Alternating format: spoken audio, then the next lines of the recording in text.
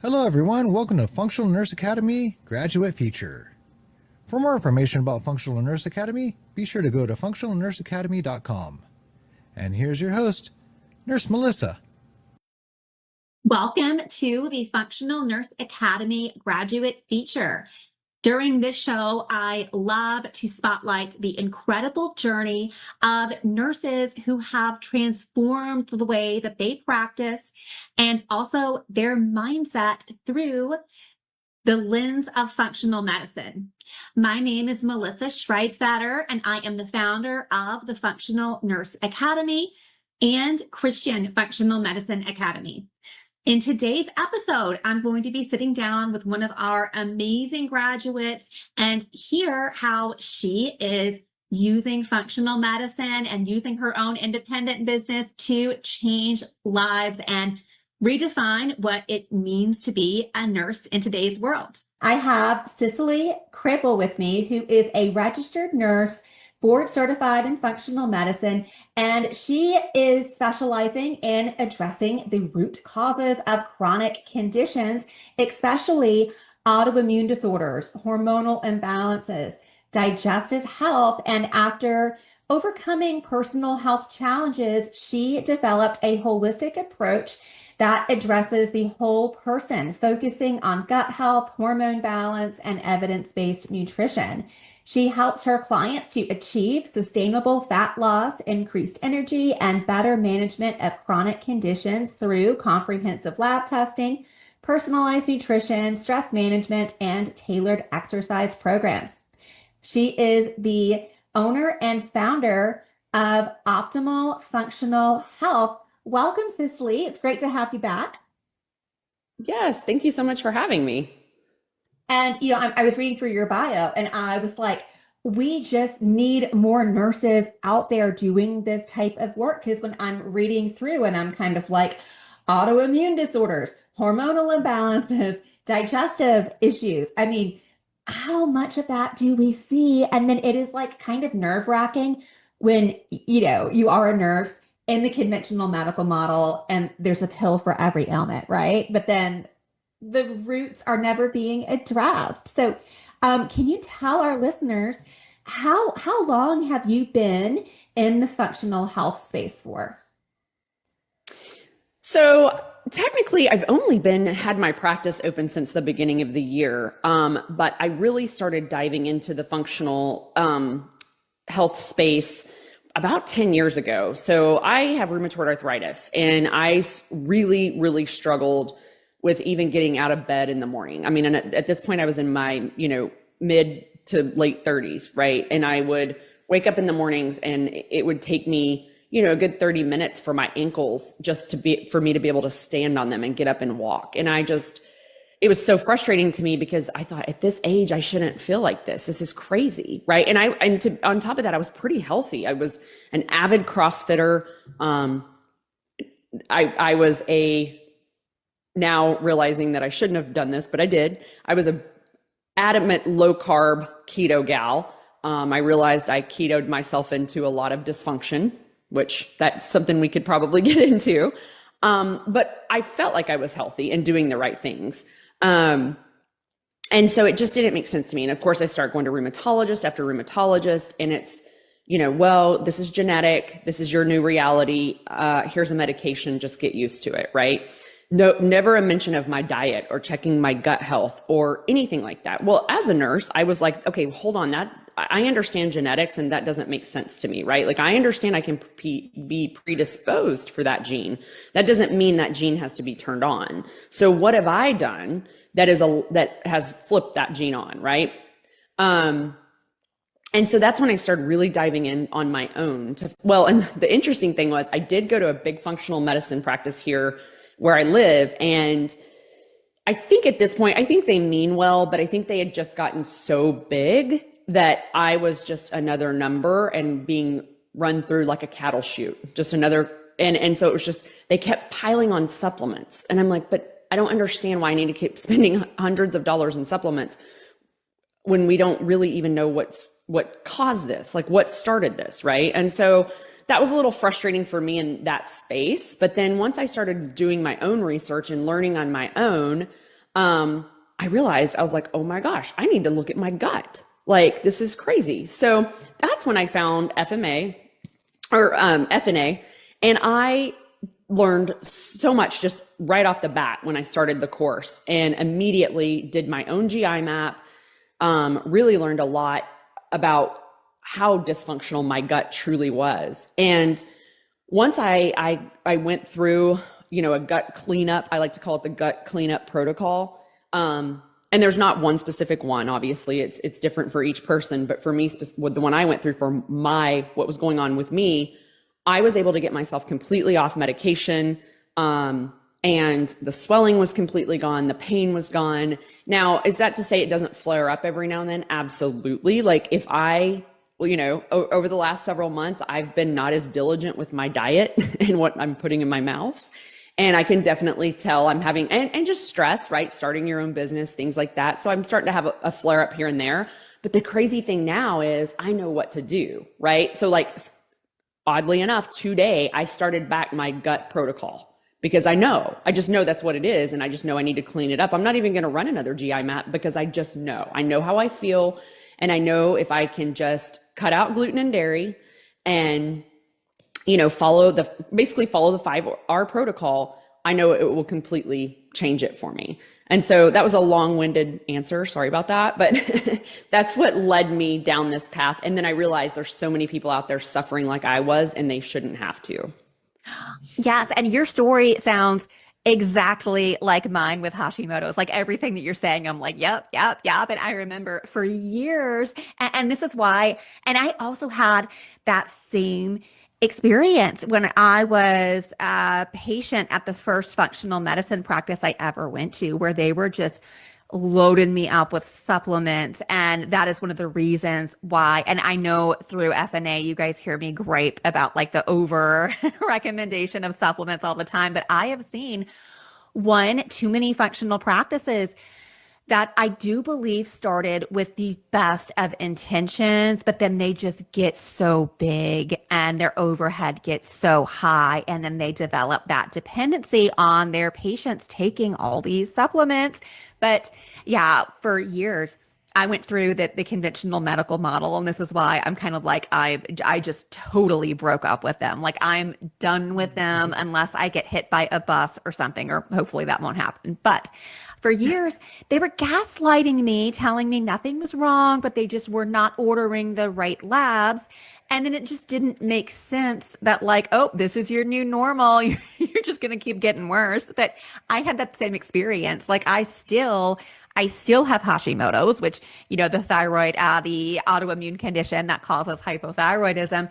But I mean, my antibodies are like 100 versus them being 7,000. And as long as I am like taking care of myself, I've totally got my symptoms under control.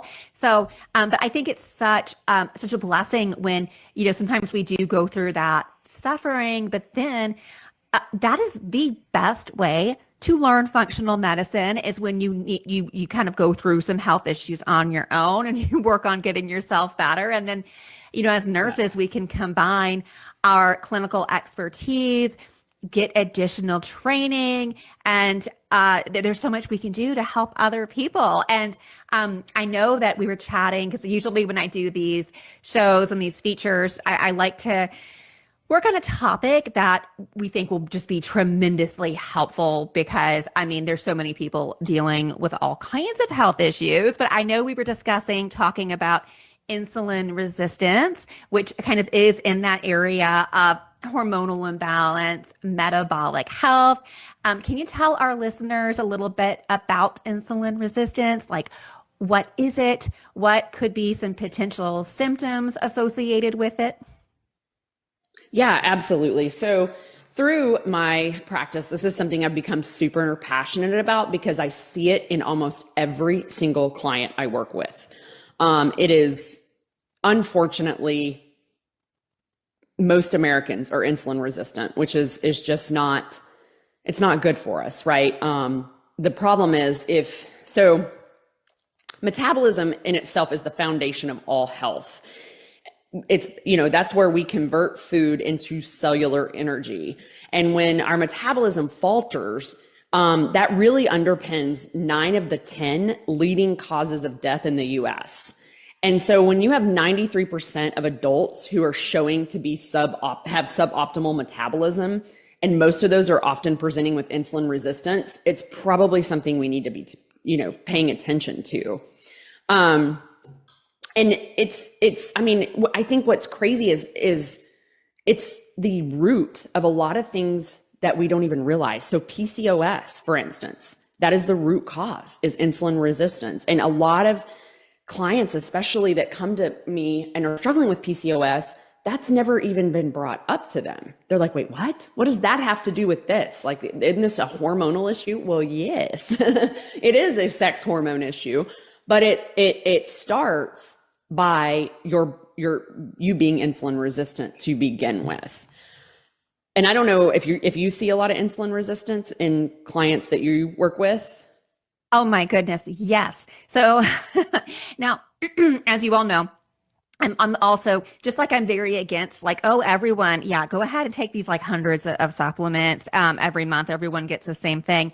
I'm also very against, well, let's just order all the same labs on everyone and Yes. let's do like all of these functional medicine tests. However, there are certain really inexpensive labs that, because these issues are so prevalent in the US, we should be screening people every day. And one of those labs is a fasting insulin, which is not something that is going to be ordered at the primary care office because, again, they have on the handcuffs from the insurance companies who don't want to pay for it and also who financially benefit the sicker that we are. But a fasting insulin, if you're not using your insurance, guys, it costs $10. Like, it's a really inexpensive lab. And, you want to catch these things early. We don't want to wait, just sit around and wait until something breaks and then try to go in there and mop up the mess with pharmaceuticals. So, And to your point, I think it's very important to note that fasting insulin, it can detect insulin resistance years before a fasting glucose will, right? So it's strange to me that we just don't have a fasting insulin as a normal lab protocol for everybody that goes and has an appointment, right? Like, should be looking on that. I mean, look at both, look at the glucose and the insulin, but insulin before the glucose, right? Because that's going to give you a heads up well before any metabolic dysfunction is actually even taking place. And another thing that's important to note, so, when you're going to just get your like annual physical, there are labs that they will order yearly, which are great, but always remember they're using the standard reference ranges, which is reflective of the health of the very, very, very sick, metabolically unhealthy US population. So, with things like a fasting glucose, that is something that is going to be ran every year at your PCP's office. But sometimes you can be developing insulin resistance, but your fasting glucose can be normal. And even the hemoglobin A1C, which is reflective of like a 3-month average of your blood glucose, that also can be normal, or it can be suboptimal high and not even flagged because we're using such outdated reference ranges. But a fasting insulin, that is something, it is so much easier to resolve these issues if you catch it early. But say that you went to your like standard provider and you're like, hey, can you order a fasting insulin on me?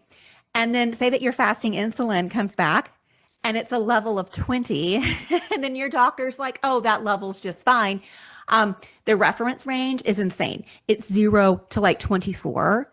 And the most current research is showing us that an optimal fasting insulin level is around a 5. Are you seeing that, Cicely, where people that you've worked with, they're like, well, I went to, my doctor and they said that my labs are fine?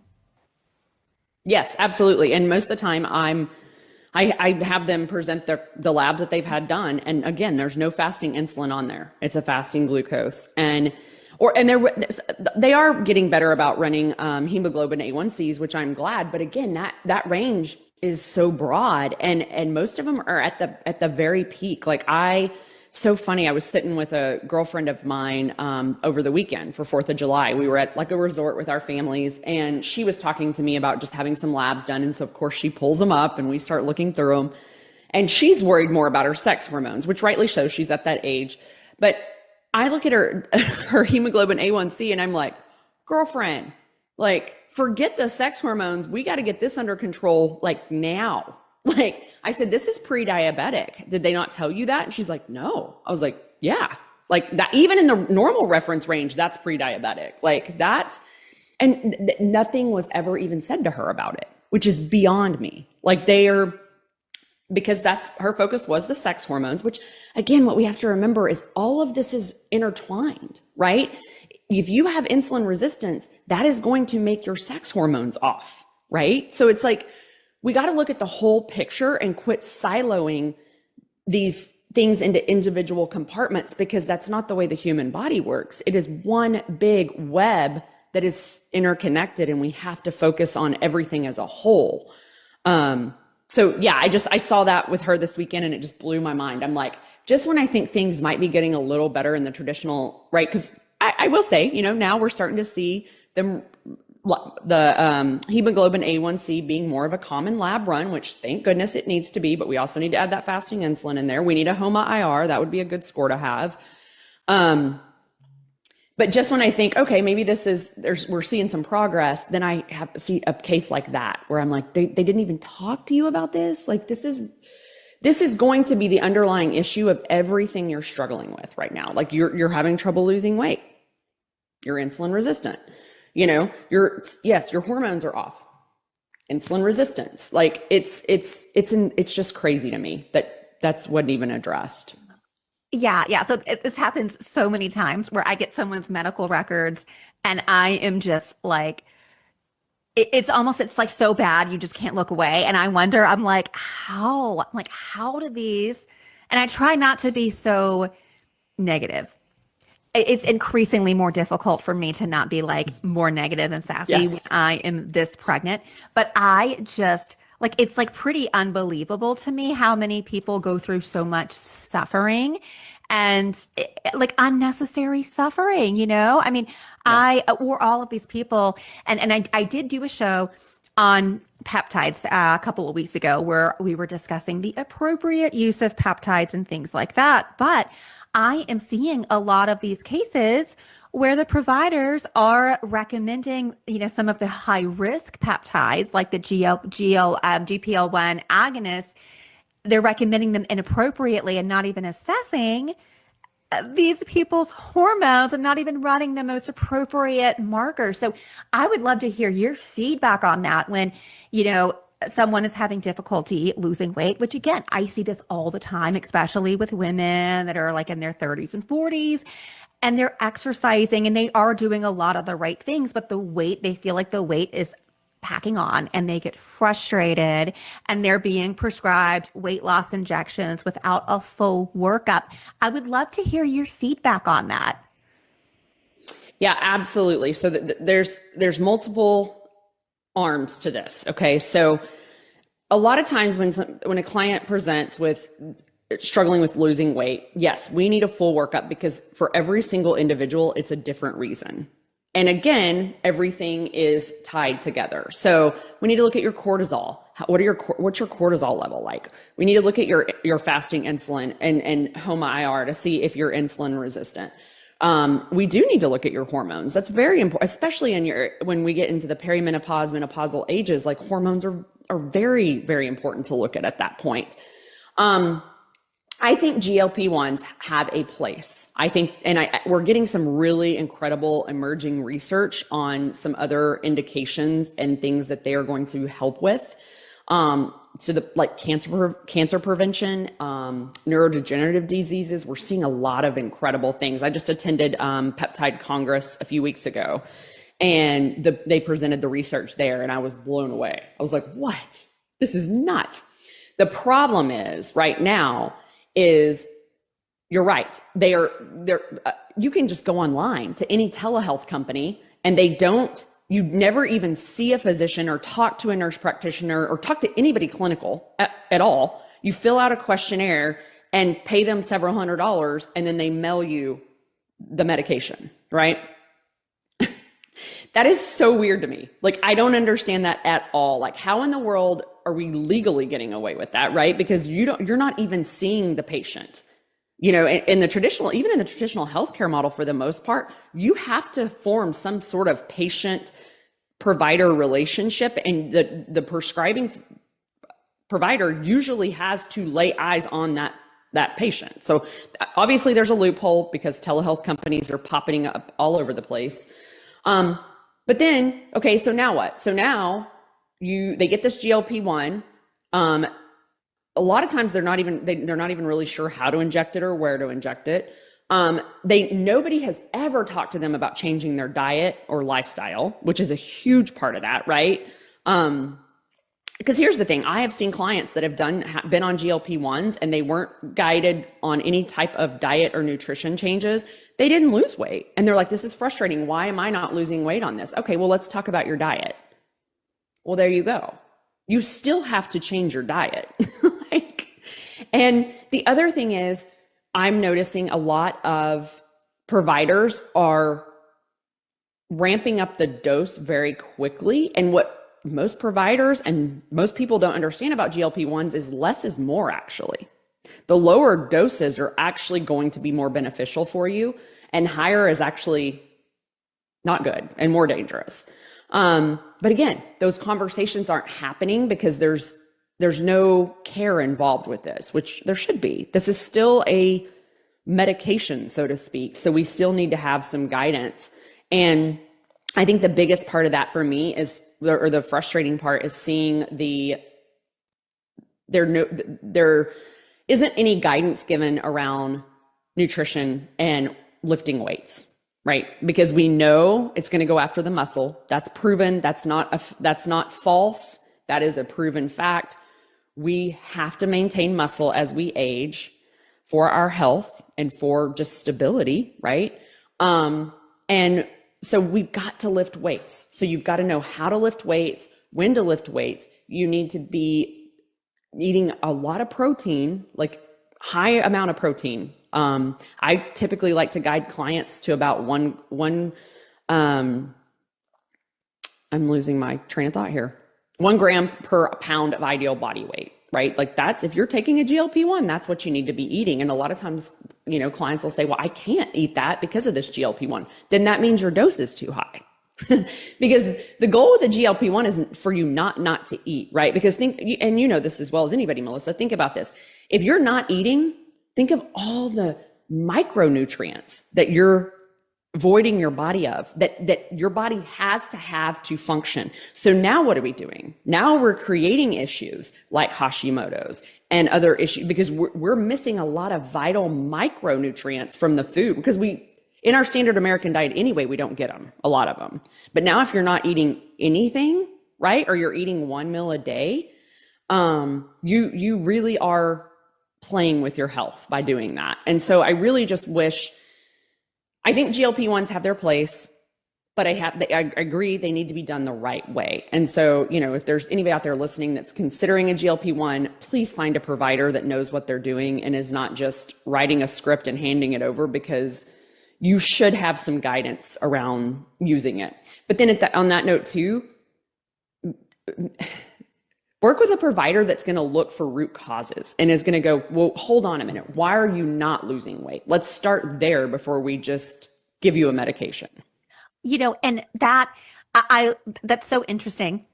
You're talking about how there's so much inappropriate use. And I've heard a lot of this where people are getting these medications without seeing a provider face to face, or they're getting it from a provider with very little education on it.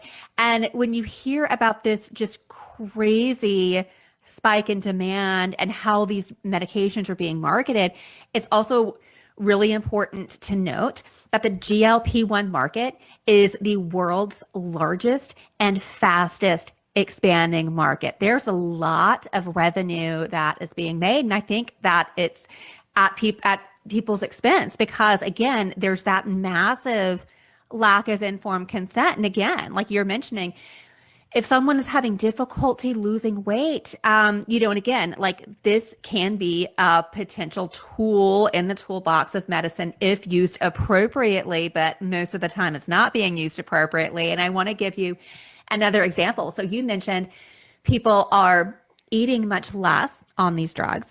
Well, a lot of the people that are dealing with things like weight loss resistance, even obesity, actually are nutrient deficient. The nutrient deficiencies that are associated with insulin resistance specifically are magnesium, chromium, and magnesium.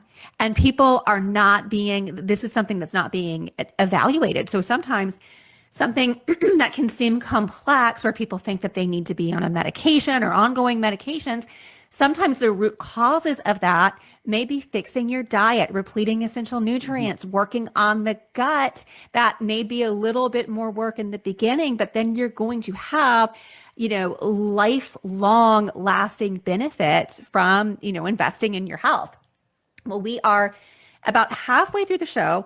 I would love to cover more when we come back just on root causes and solutions for people, because people need solutions. There's so much going on, and I think that we're always being hit with just conflicting information about everything. So it's hard for people to, understand, okay, what is actually good information, what's not. So I will see you on the other side of the break. If you are a nurse that is fed up with the sick care model, I have a solution for you. My name is Melissa Schreibfetter, and I am the owner and founder of the Functional Nurse Academy.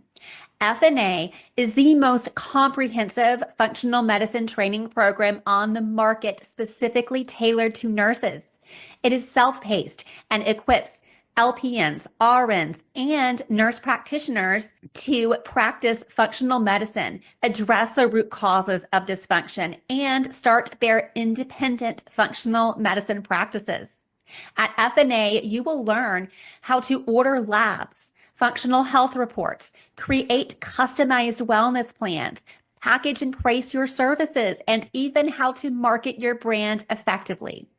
Graduates earn 90 nursing CEUs, and then they qualify for multiple board certification titles. They also will have access to our exclusive tools, such as our Functional Nurse Toolkit, our social media and marketing kit. And I don't want to just train you and send you on your way. So you also will get access to me each month via the Functional Nurse Academy monthly mentorship program, where you will be able to attend a live class with me each month. So say goodbye to sick care and start your dream career as a functional medicine nurse. Enroll today at functionalnurseacademy.com. Hello and welcome back to Nurses Out Loud on America Out Loud Talk Radio. This is your show host, Melissa Schreibfetter, and I am joined today by one of my Functional Nurse Academy graduates, Secily Krehbiel. And Secily started her own practice, Optimal Functional Health, which is located in Austin, Texas, where she is helping a lot of people on investigating what are the root causes of this dysfunction that you're dealing with in the body. Because again, as nurses and as health and wellness professionals, we understand the vast majority of chronic diseases in our country, up to 75%, are connected to lifestyle and dietary. So why not address those things? Welcome back, Secily. I'm happy to be here. Yeah, and I wanted to mention, so I'm actually at your practice website. It looks lovely, by the way. I know last time we did a show together, it was, I think you mentioned that your husband was working on it, but it looks really nice. And you are in Austin, right? I am. Okay, great. I did want to ask you as well, because we have, listeners, of course, all over the country. And are you seeing clients in other states or just in Austin? So yeah, I actually do have, I can see in most states, there's a couple of the few of the small ones that we can't, but for the most part, yes, every state is accepted.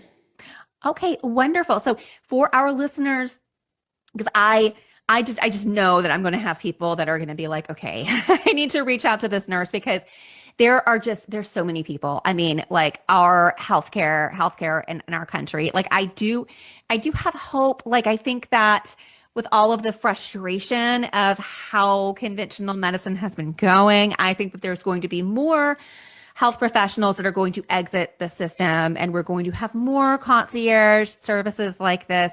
But I will be putting Cicily's website and her information in the show notes if anyone wants to connect with her. And, you know, before we went to break, we were talking about insulin resistance and about how it can cause you to gain more weight. It also can be like a domino effect, and it can affect your other hormones. And what we're seeing in medicine is instead of these things even being tested for or addressed, a lot of people are just being prescribed medication, you know, and they're not really getting better. So I wanted to ask, so when we talk about when someone becomes insulin resistant, so we know, of course, there's like a dietary component there. What are some other things that people should do to support their health to prevent this from happening to them? Yeah. So I think, like you just said, I think first and foremost is your diet. I think we have to make sure we're focusing on whole foods. You know, with my clients, our saying is if it comes from the ground or has a mother, it's acceptable, and very protein forward. We want to stay away from the processed Franken foods, right? The Franken foods are a lot of what's making us insulin resistant and making us so metabolically unhealthy. Some other things that I've found that have been really beneficial for myself included, and I like to wear a continuous glucose monitor every now and then and kind of really track what I'm doing and what's working and what helps, you know, kind of decrease those spikes. And some things I've found that not only worked for me, but also clients is carb cycling is huge. If you've never done carb cycling, that's a great way to really help correct insulin resistance in a natural way. So like a lot of my clients, or for me personally, I do 2 low carb days. And then the other 5 days are regular macro days. And the reason for that is there are some benefits to the low carb diet. But what happens with a lot of people is they do low carb just all the time or continuously. Well, normally what happens there is you start to see some bad effects of that, right? So with carb cycling, you're getting the benefits of both the low carb diet and a regular macro diet. But you're also still able to build, and I'm a huge muscle proponent. So I think if you've not read the book Forever Strong by Dr. Gabrielle Lyon, I highly recommend it. Muscle is the organ of longevity. And so it's so important that we're eating to support our muscle, not only to maintain the muscle, because as we age, we know we lose muscle, right?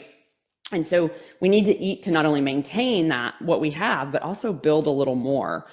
Intermittent fasting is a phenomenal way to help correct insulin resistance. Exercise, doing resistance training actually has been shown to improve insulin resistance.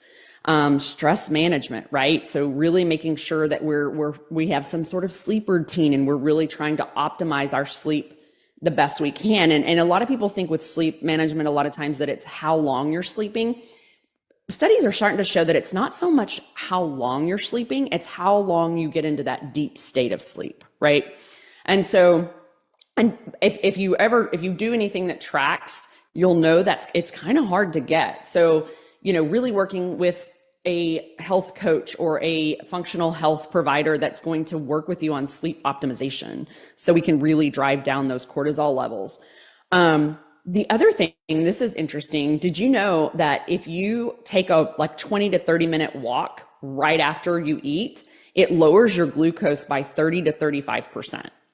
So my husband and I have gotten in a routine where every meal we eat, we go for a walk. He works in an office somewhere, so he walks around his building. When he's home at night, we walk in the evenings together. But yeah, and studies even show that, you know, 7,000 steps or greater a day is linked to all-cause mortality, lower all-cause mortality. So we need to be moving all the time, right? And And so those are just some of the basic way, or not basic, but some of the more holistic ways that you can really help correct that insulin resistance. The other thing I really like to do with clients is have them wear a continuous glucose monitor. You can get them over the counter now. There's even a company I've partnered with now where it provides an app. So you can take, a picture of what you're eating and it tracks it for you. And then it monitors your glucose and your insulin after those meals. And so that allows you to see, okay, what is it that I'm eating? Because here's the thing, for everybody, it's different. So a physician I used to work with back in the day, we're friends, and he and I both were wearing a CGM at the same time.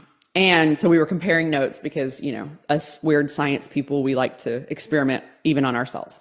So for him, with pasta, it would not spike his glucose. Me, every time it would spike it. With him, white rice would spike it.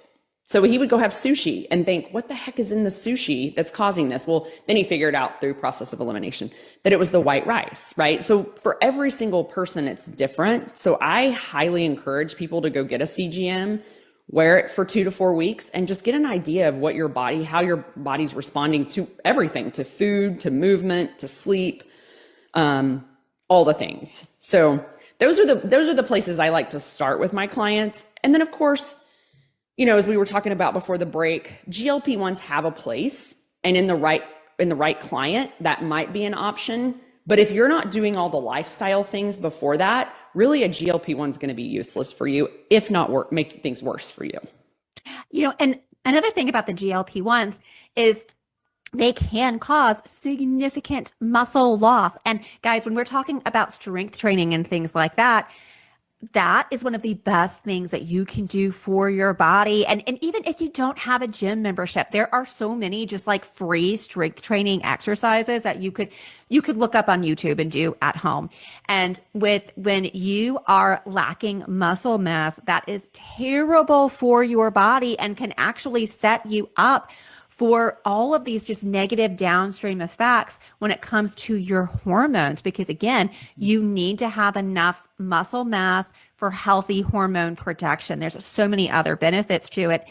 And again, it makes me, when you talk about all the walking, it makes me think of Europe. I remember when we went to Europe, we did a cruise on our honeymoon, and we were like, these people, like no one is drinking water. They're like drinking wine and eating bread all day, and everyone is skinny. And like, yes, the food in the US is just crap. I mean, we have had some issues with our regulation, but also in a lot of places in Europe, there are so many people that live in walkable cities. And this is really a detriment of the US, as a lot of people have office jobs, guys. And like, we're not, God didn't design our bodies to sit all day. And then people come home from their office job and they're tired and they don't feel good because they probably already have insulin resistance. So then they go through like the drive-through or something. And there's so many just American habits. And we are, individuals that like convenience. And a lot of these things that we do for convenience, we're going to pay for it later. But and also the continuous glucose monitors. So that is something that, I've heard some backlash about that. And again, it's not something that you have to wear all the time. I think that is if it's something that's in your budget, I think it can be tremendously helpful. Because again, with what you're saying, you may be eating something regularly that may appear seemingly healthy, that may be spiking your blood sugar. And when we're consistently spiking our blood sugar like that, high blood sugar is like throwing fuel on the fire, and it can spike inflammation like crazy, which again, when you have a history of an autoimmune condition, you have a history of a, mental illness, whatever kind of underlying issues that you may have, consistently spiking your blood sugar is going to make it worse. And I did want to, I know you mentioned before about how you had some negative negative effects of doing keto. And I wanted to share this experience with you and get your feedback. So And again, this was another motivation to start functional medicine education programs, because I just think that there are a lot of good providers out there. So many of the ones that I worked with, I mean, it took me 3 years to find one that really helped me. But I had a provider, and I was actually, I feel like I was underweight at the time. And she told me to consume no more than 30 carbs a day, because if I consumed more carbs than that, then it could be bad for my liver. And she was a nurse practitioner. So I did that for a few days, and then I felt like I was going to die. I would love to hear your feedback on that. So here's the thing with like anything in life, everything to some extent is okay in moderation, right? So I think keto diets / low carb diets are fine in a short stint. I think doing them long term is, it's not even I think, it's proven. It is detrimental to your health. Your body needs carbohydrates to function. It needs it to produce hormones. It needs it. Carbs are not bad. And we got this idea that carbs were what was making us fat. We had the idea that fat was making us fat, and we learned that was wrong too, right? So it's like, it's a balance of everything. And I think that's where, you mentioned earlier, a lot of times a root cause of all things is being nutrient depleted, like being depleted of nutrients, right? If you're not eating all the food groups, if you're not getting protein, fat, and carbohydrates, there's going to be micronutrients that you're going to miss. And then therefore, that's going to lead to issues, right? I low carbed and ketoed for like several years, where that's all I did. Like there was no time off, and I truly think that could have led to, some insulin resistance for me. I think that led to a very unhealthy gut microbiome. And I think that ultimately led to the autoimmune issue. But again, I don't want to say keto's bad, don't ever do it. I think it needs to be done in the right circumstance and for a short amount of time. So again, I'm a big proponent of carb cycling. I think carb cycling is, you're getting the best of both worlds.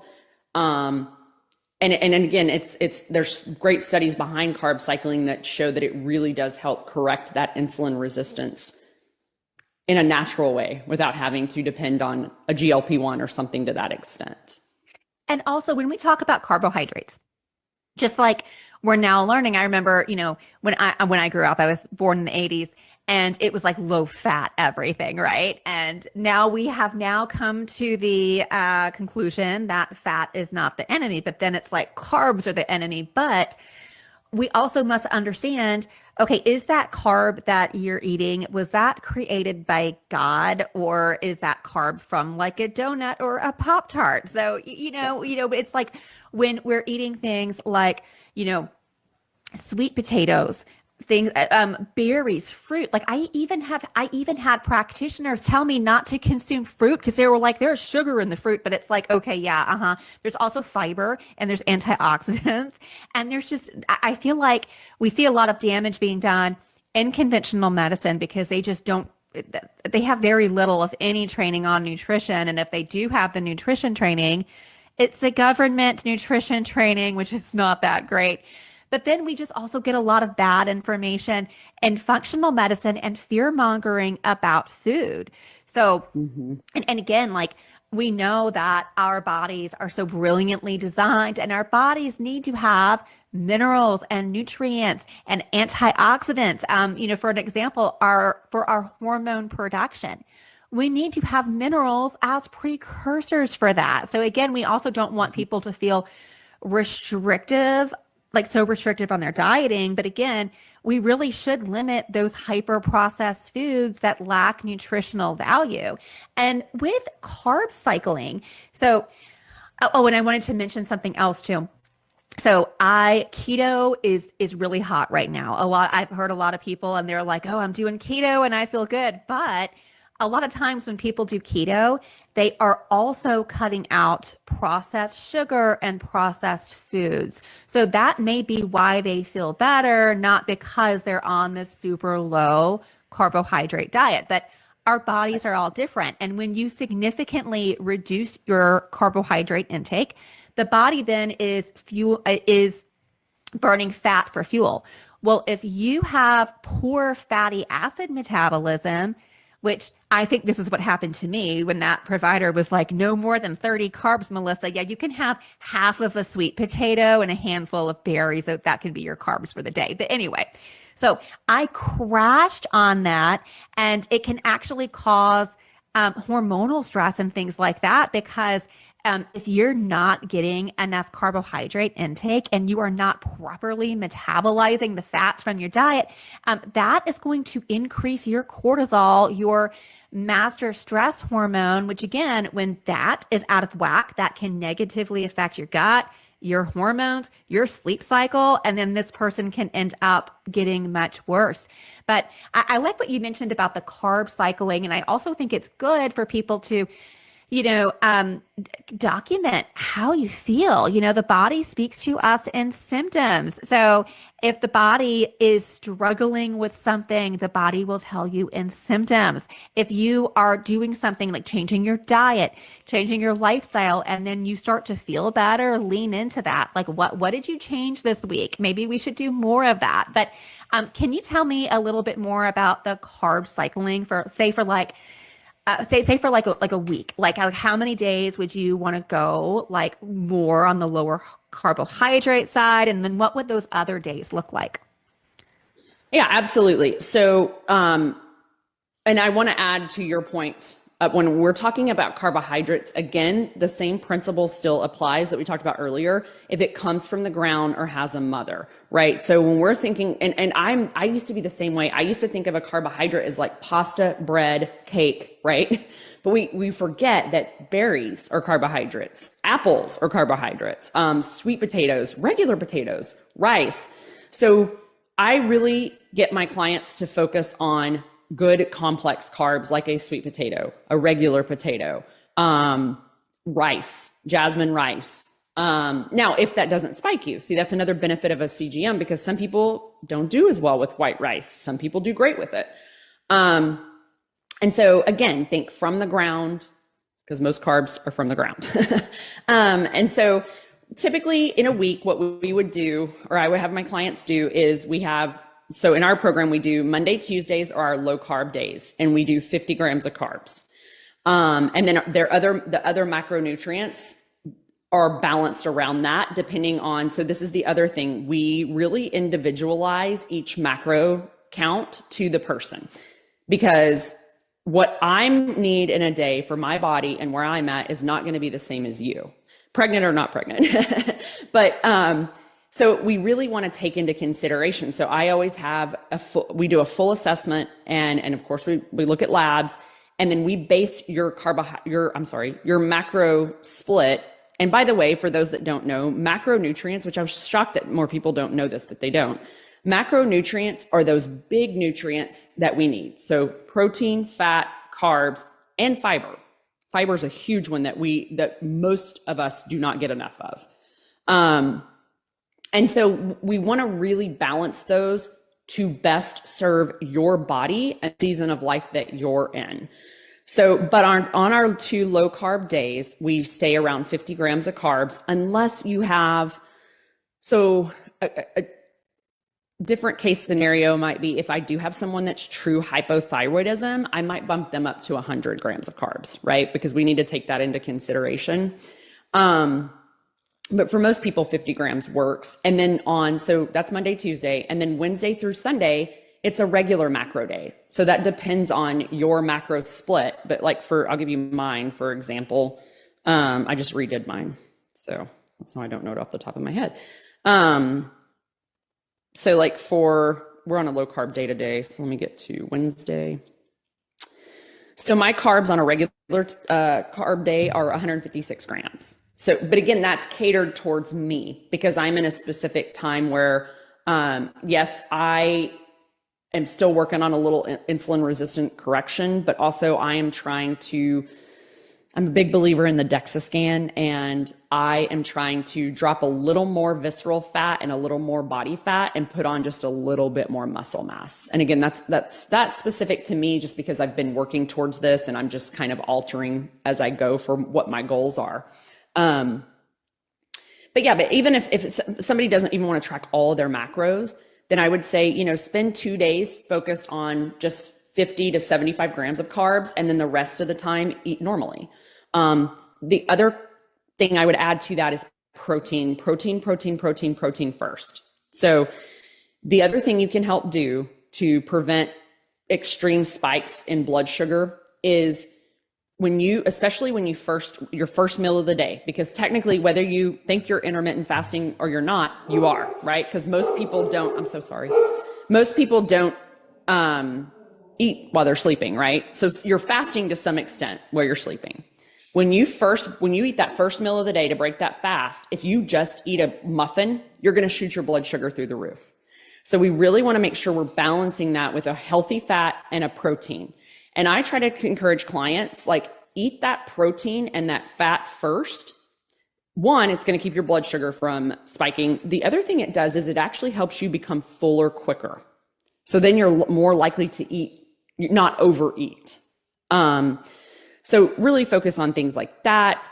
Again, I tell my clients all the time, never start with a carb. Don't eat a carb first. It'll spike your blood sugar. And that's what ultimately leads to insulin resistance. So it's just little things like that we can work on that can really help you. And we have to remember, for those of you that aren't providers out there, insulin resistance is the precursor to pre-diabetes and then type 2 diabetes, right? So that's where you're headed with insulin resistance. And that's important. I mean, again, it's also the underlying, or the root cause of dyslipidemia. So if you have cholesterol issues, a lot of times it's starting with hormonal imbalance, but also insulin resistance, inflammation, endothelial dysfunction, which has to do with your heart. And then, non-alcoholic fatty liver disease. We're seeing that's been really, really prevalent lately. And then of course, PCOS, that makes me so sad because we see so many women. Don't you feel like that the infertility is just on this all-time high right now? And I cannot imagine what that is like for those women. Because again, as someone that is technically having back-to-back babies, when the female body is ready for a baby, it is ready for a baby. And I cannot imagine what these women go through when they are unable to naturally conceive. And then so many of them go through hell with all of these fertility and IVF treatments and things like that. And again, we should be evaluating why you are having these issues.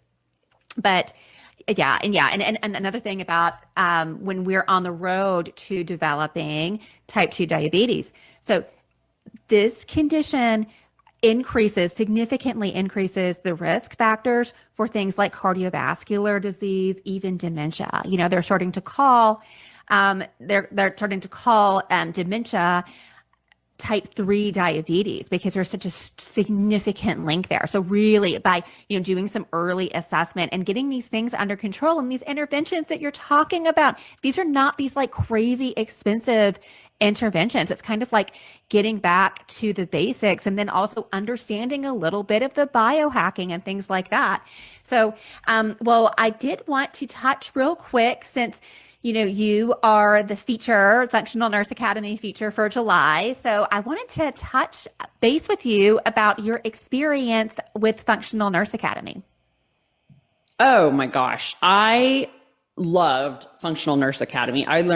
What I loved about the program was not only was it very comprehensive from the functional health / medicine space, it also brought a lot of business education to it. So that was something I found very valuable, where I know there's a lot of courses out there where they just focus on the functional medicine / health piece, but there's never,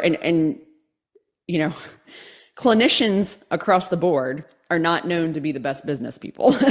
So I really appreciated having that as part of it.